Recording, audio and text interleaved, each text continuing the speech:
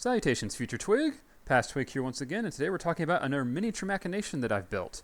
And in particular, you know, future Twig, that this is one that's very near and dear to our hearts. This catapult mech that we built spent almost 2 years unfinished, sitting on top of our shelf mocking us.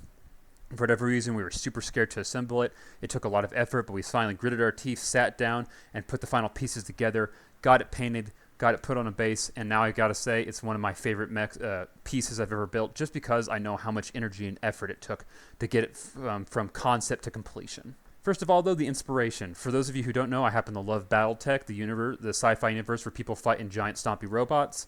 In particular, of all the mechs out there, one of my all-time favorites is the Catapult mech. It's one of the most iconic designs in that Battletech universe.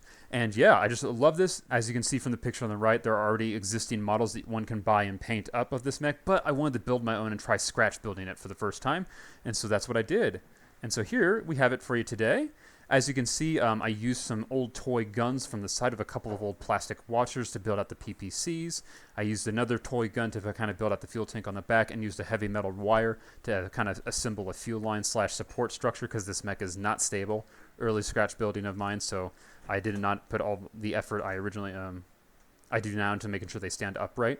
And of course, the crowning achievement for me was that I found an old Transformers toy, like a Matchbox Rescue Bots, that had that iconic catapult-style cockpit with kind of the helicopter-looking cockpit on the front there. I also used some old razor handles for the legs to kind of give it that kind of inverted knee appearance.